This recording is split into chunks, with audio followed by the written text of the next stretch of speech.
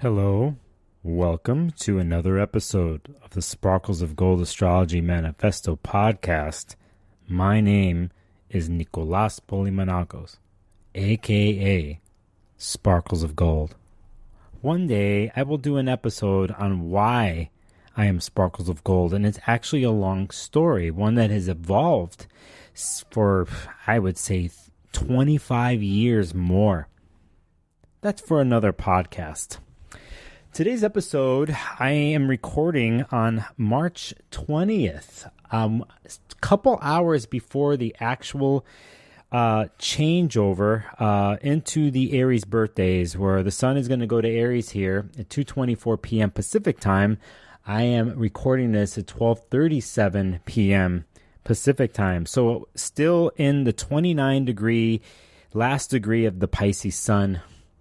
And along with the moon being in Pisces, this is a balsamic place, as they say in the lunar phase cycle. It is the end. It is the death, the nothingness. Every month we do this. We go new moon and we go through 8 steps, really, 4 most of us know about, but 8 steps, and we come back to this place right before the new moon is going to happen. And it's balsamic, the end, the death, the dirt is cleared, everything. There's nothing to do, just the letting go and the surrendering. This happens every month, but in this case, it's happening at the end of the astrological new year, because the Aries birthdays are about to start here in a couple hours, and we are at the end of Pisces. So I wanted to actually record this during them, because to me, there's a letting go here and a goodbye and the intention of surrender to whatever is coming next. But first, before that happens, we just kind of look at it all and let it dissolve and let it pour through our fingers into nothingness. And it's only there, I think, where one could start to see the light eventually and the next steps of where to go. But first, we must metaphorically perish and die. That's an interesting way to start off the podcast, isn't it? That happens, like I said, in a couple hours. Something that happened this morning before all of this at 7:30 a.m. was the planet Venus, which is now in Taurus. This happened several days ago. It just left the Aries realm, where Venus had an interesting story, and still does in the sky. But last month, the last 4 weeks, Venus has been very present in the sky and was very present with Jupiter in Aries. And so Venus was traveling through Aries, and it also created a story about sense of worth and self-worth and value. And I say that because that's what Venus deals with. But in the sign of Aries, it deals with the self, and also connected to the major transit of Chiron in Aries, which deals with wounds, wherever we see Chiron in a chart.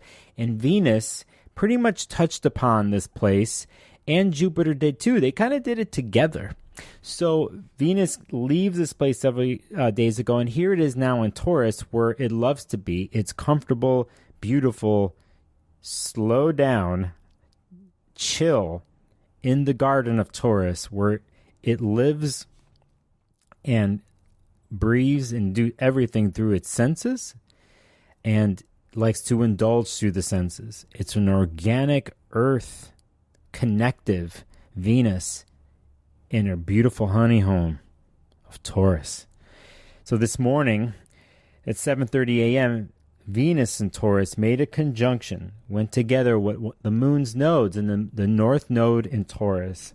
For those of you who have been following me know that I always like to talk about the moon's nodes and eclipses, and we've had eclipses since end of 2021 in Taurus and in Scorpio. And here's this sweet, sweet, sturdy, sensual, beautiful, tasty Venus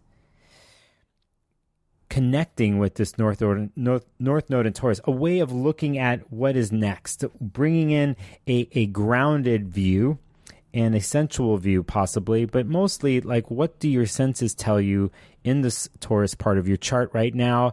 And are you walking towards what the senses are telling you? This is an ongoing story. This happened this morning. I will just say one thing about the 2:24 p.m. sun going into Aries. I find it interesting that we have the sun moving into the astrological new year in the sign of Aries, which is a sign that has to do with instinct and impulse and of self, a raw fire sign, cardinal, which wants to initiate.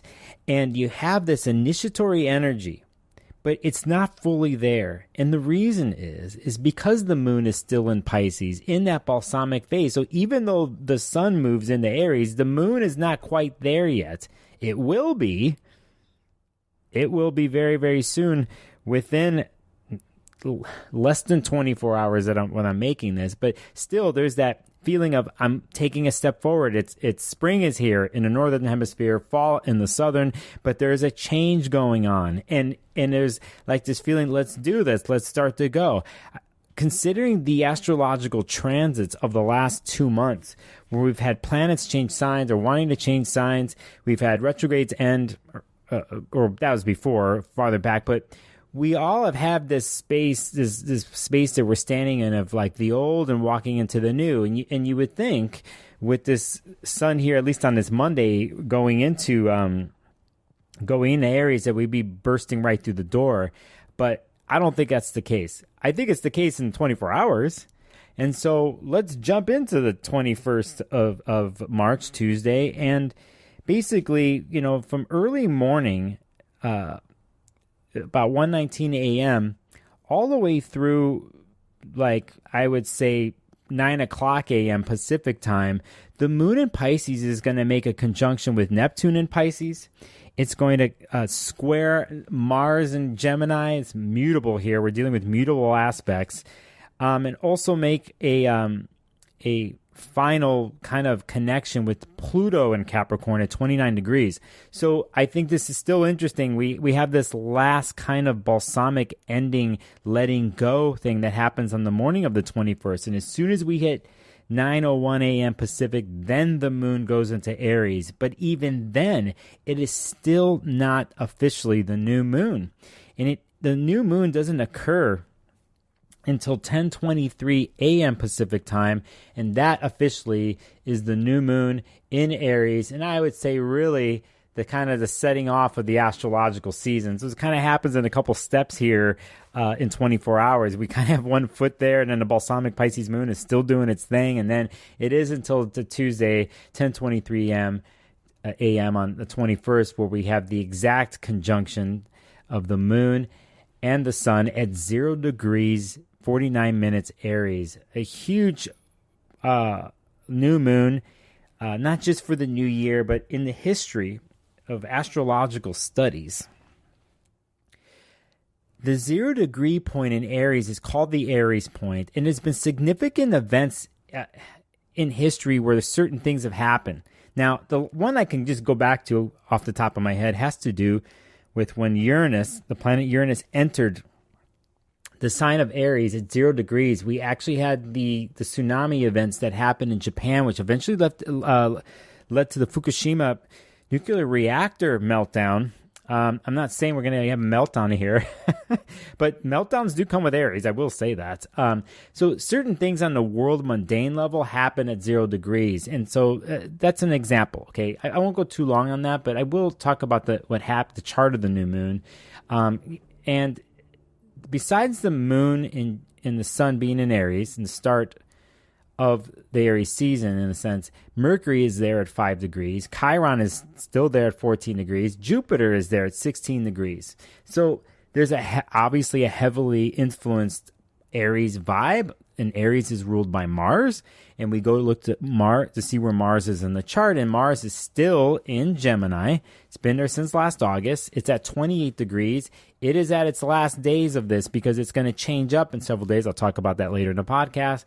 But there's still the mind and the activity and the sizzle of the mind. I say sizzle because Mercury is now in Aries and it has no filters. So Mercury deals with how one communicates, what one says, how one comes up with their ideas, thoughts, and opinions, how they formulate those types of things. And it's in the fire sign in Aries, and it's blazing. It's got no filters, and it's not gonna. If Mercury was in Libra, it would weigh things out before it would say something. But it doesn't happen in Aries. It doesn't weigh things out. It just says and does, and this is what I'm thinking. This is what I'm going to do, and it's in a direct fire line, and since it's ruled by the Mars in Gemini, we have multiple thought patterns here that have been going on since last August. I know many of you are probably like, I'm ready for this to be done. I'm ready for Mars to go into Cancer in a couple days. This was a long haul, and I'm over it. And I'll tell you, though, on a personal level, I'm not over it.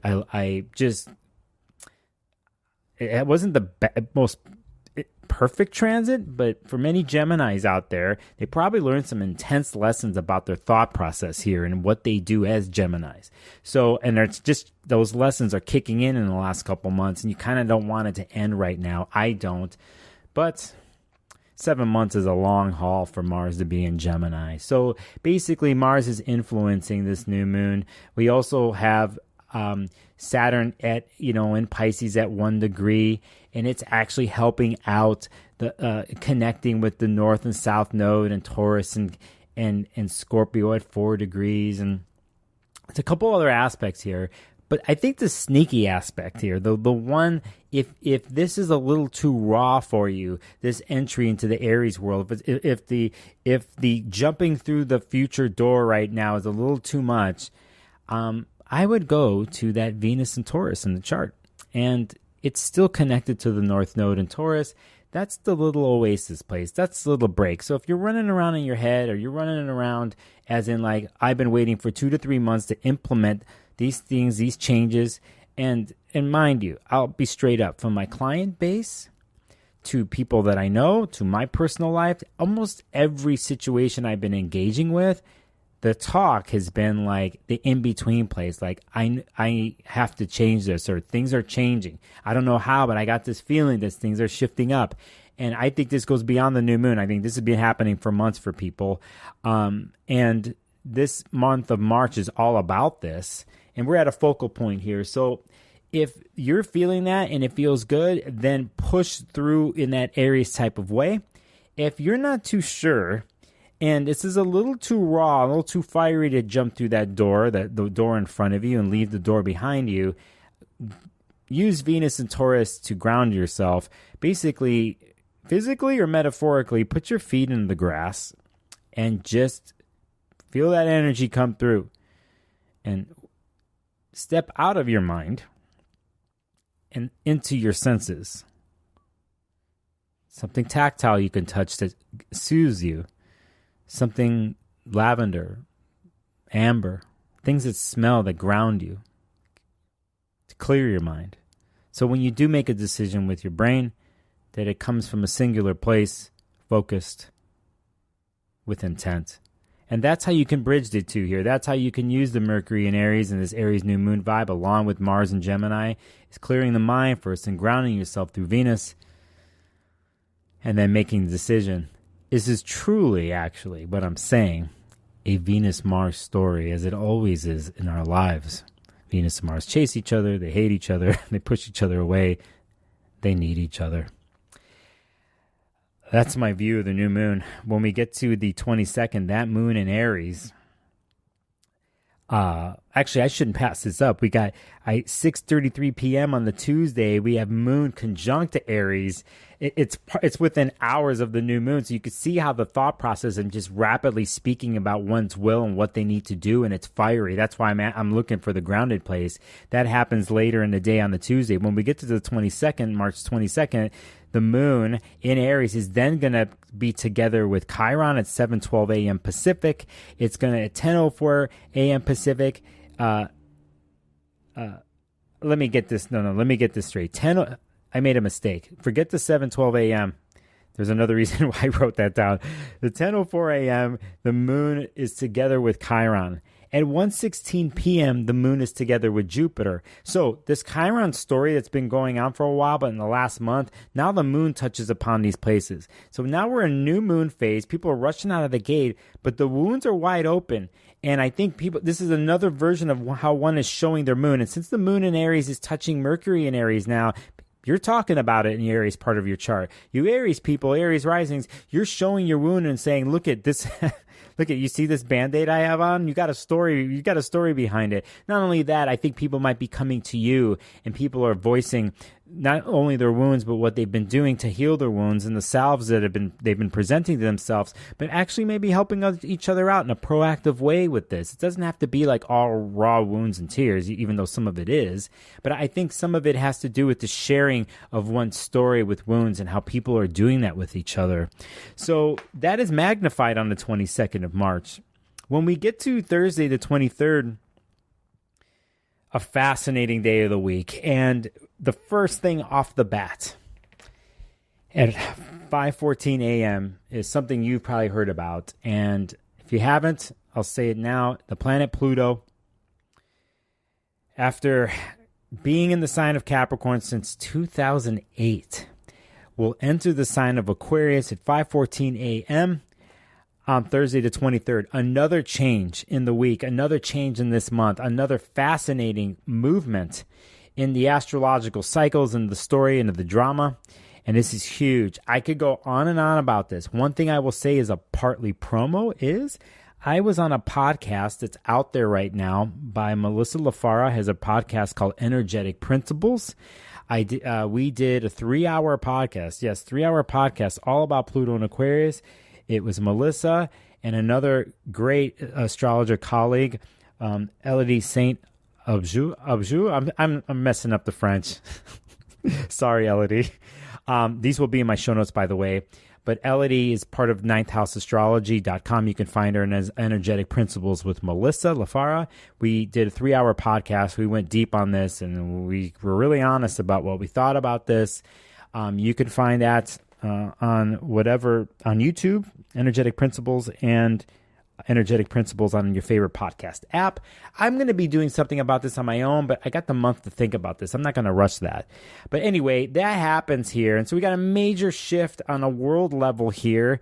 And that starts off the morning on the 23rd of a week of already 3 days of a shift happening here.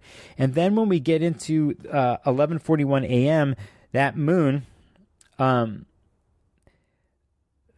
let me get this straight. I'm the 23rd. We go 11:41 a.m. The moon leaves Aries, goes into Taurus. Okay. So 0 degrees Taurus. It's interesting. We had Pluto go into Aquarius at 5:14 a.m. Moon goes into Taurus at 11:41 a.m. A minute later, mathematically exact, the moon in Taurus squares newly Pluto in Aquarius. So as soon as Pluto goes in Aquarius that day, it's within hours that moon in Taurus in the fixed sign squares off with Pluto. So anybody who has fixed sign placements, you've already been dealing with stuff like this because of the eclipses, because of Saturn when it was in Aquarius, because of Uranus being in Taurus. Now you're going to have a story going on here whenever we have the moon in Taurus for years now to come. Is going to be doing the squaring off with Pluto and Aquarius. Just thought I'd throw that in there. But later on in the day, moon does vibes then with Saturn and Pisces, a water sign. So the Taurus moon and Saturn and Pisces have a good connection. We need this after the beginning of an intense day. So then eventually that moon in Taurus hits the north node that Venus did earlier in the week. Sorry to confuse you here. That happens there. On the 25th, then at 3:30 a.m., that moon in Taurus is going to hit the Venus in Taurus that I talked about earlier in this podcast. I'm going to say that this whole week, if you're listening to this, whenever it is, and you're looking for the place to chill and like, oh my God, this is a little too much, the shifts that are changing, and from Aries power shift to a Pluto power shift, and you're like looking for the place. Another interesting time is the 24th, early in the morning, when the moon in Taurus is conjunct Venus in Taurus. And then an hour and so many minutes later, the moon in Taurus also touches Uranus in Taurus. So there's an unpredictability here on early Friday morning, but I think it's a good one, and I think it's one that we need with all the other types of transits that are happening in the week so far. When we hit Saturday, the 25th, at 4:45 a.m., what I'm about to tell you is interesting. My view of it. At 4:45 a.m., the planet Mars finally leaves Gemini after 7 months and goes into the sign of Cancer. And to me, it is actually finally feels like the beginning of the year. And we've had a lot of carryover from old cycles, old stories into new, kind of slowly overlapping with each other the last 2 months in astrology. So yes, I'm doing this podcast, and the moon is, or the sun's going to go into Aries birthdays within an hour and something. And then tomorrow, when I'm, on the 21st, we have the new moon in Aries. Then we have a Pluto shift into Aquarius. Then we have Mars leave a sign after 7 months and go into Cancer on the 25th. And it's here where I think the full force of we're going forward. We are leaving the past behind. Not fully leaving it behind. We remember and deal, but we're moving forward. There's no planets, in a sense, big ones that are retrograde here, and, Mars is starting to push forward.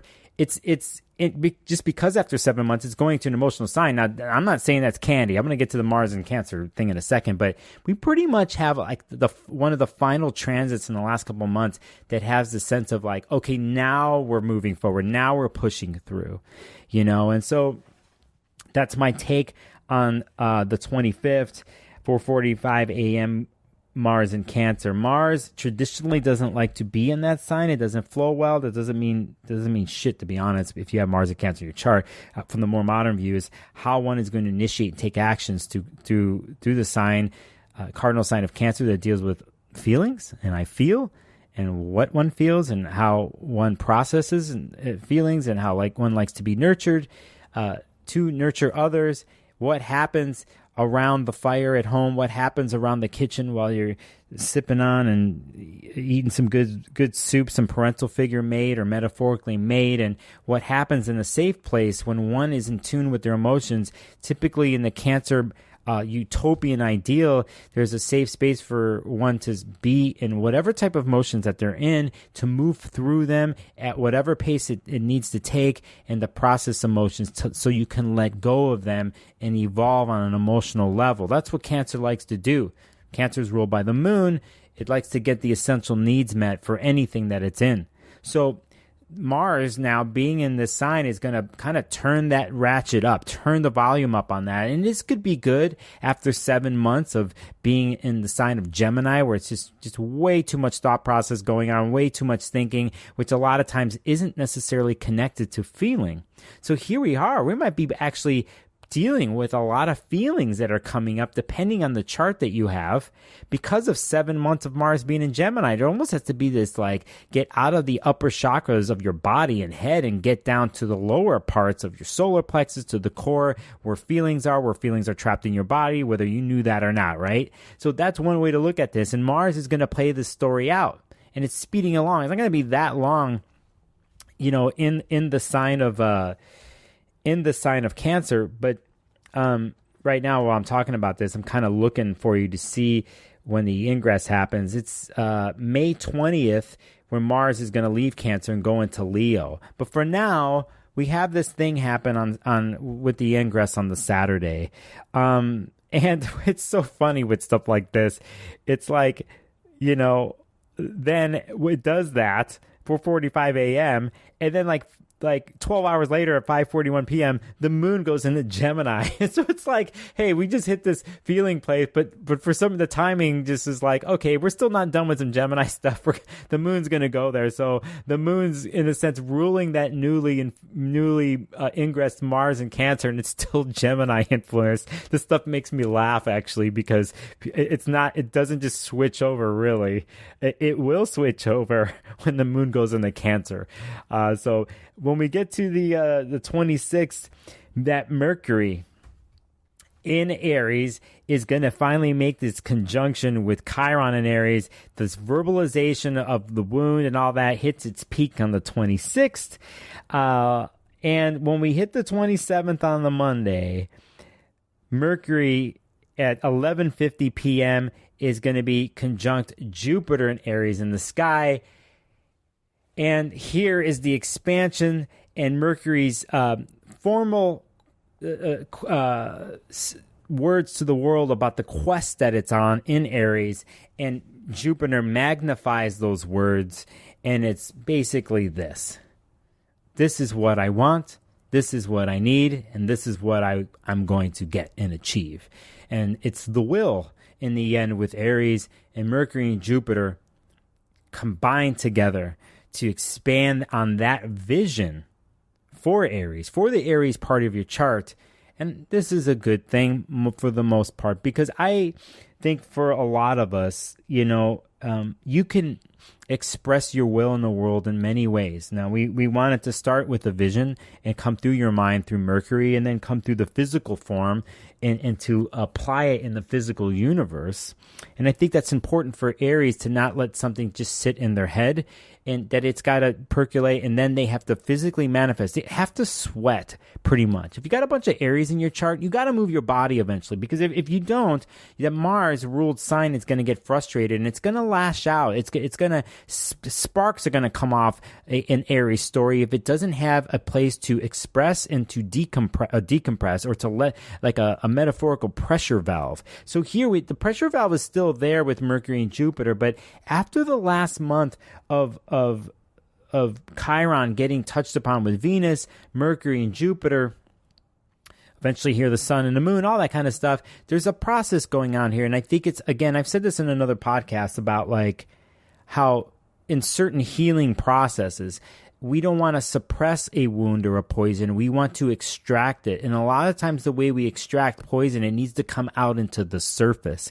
And I think it happens here verbally for Mercury in Aries, and for anyone who has major Aries in their chart, Aries rising, Mars in Aries, that you're expressing this out loud. It's just how you do it. And if you have learned your lessons in the last 2 months with this Aries story, and I can even go back to last spring, a year ago, I can go back to a year ago when we had the new moon in Aries and full moon back then a year ago, how Chiron was at such a pivotal point in that story. And here we are a year later. What did you learn in the Aries part of your chart? And you're getting to express that now. Do you spit fire at people for the purposes of wounding them with that because you weren't thinking about what you were going to say and what you were going to do, and the byproduct is hurting people or lashing out at people? That's not necessarily the way I would want that to happen. Sometimes, though, people are in certain situations where they've been confined or treated, mistreated in certain ways, and one, for their own healing processes, has to express their wound and express themselves because it's part of the healing process. And that I support. That I'm all into. Overall, I think this is an interesting day on the 26th, the Sunday, when Mercury touches at 11:58 a.m. with Chiron, and then the next day at the end of the day on the 27th, the Monday, where Mercury hits Jupiter. I think there's something here, and it's interesting because it's in combination now with that Mars in Cancer that deals with feelings. So we have an intense weekend. Heads up, I hope you listen to this before that weekend, and then you channel that fire and those emotions in a productive way. I'm not going to go too long. I will say that finally the moon goes into Cancer on the 28th, which is the Tuesday at 3:21 a.m. And it's going to be the first lunation where the moon in Cancer is going to be conjunct that Mars in Cancer. Everything we did the last several days that I talked about in this podcast will be sitting in our feelings. Hopefully with a nice hot cup of tea to help you process everything that's happened in the last week. A major shift of the year from the Pluto and Aquarius perspective for the next 20 years. That's a lot. I did this one on the fly. I for those of you who know me, I haven't put out a video for a while. I'm going to be working on that. I'm going to have my own type of internal process here happen in the next week. Maybe I'll crank something out, but please be patient on YouTube. I do have some plans on something I'm working, but I'm just taking my time. I'm making this during the Balsamic Pisces moon, and all praises to Hecate, who guides this particular episode of the podcast. Look to your past and look to your ancestors for the path to letting go and to surrendering, to walk through that gate here in the next 24 hours when we get into the real Aries change. That's where my mind's at. My mind is there. I have special readings that I put up on my website, and I think the special is only going to go on till mid-April. I added a specific reading and session for anyone's interested who wants to know how Saturn and Pisces is going to reveal itself in its chart for the next 3 years. I also have the same one for Pluto and Aquarius. They're both hour-long sessions at a special rate. You can go to my website, sparklesofgold.com, go look at my rates there and book a session. I'm really into this. I got some tools for you all in those realms. I'm just specifically sticking with one of those readings, those planets. If you want a different kind of reading, you can see that on my site too. Please rate my podcast. I see that some of you are doing that. My podcast is slowly growing. By the way, if you're still listening, I put these podcasts on YouTube also, and there's a reason, is because YouTube is opening up the podcast realm for the YouTube creators. So I'm getting the equal amount of listeners now on YouTube than on the podcast apps, which tells you a lot. And I have a feeling this is going to grow. The more this podcast grows on the audio end, the more I could throw at you in between with other side episodes. And I still have, you can go look at my playlist on the podcast playlist. I still have my 3 questions with astrologers podcast going. I got a queue of about 10 that I have to edit. I'll throw one of those out in the next week. Okay, I'm done promoing. You, beautiful human being listening to this, the door is open to walk through. You're saying goodbye to things. You have been. You're shedding some skin. Look at the door, and if you're afraid, just visualize things. Visualize yourself breathing through calmly and twisting the knob and peeking through. Some of you have kicked down the door. However you do it, make sure you walk through.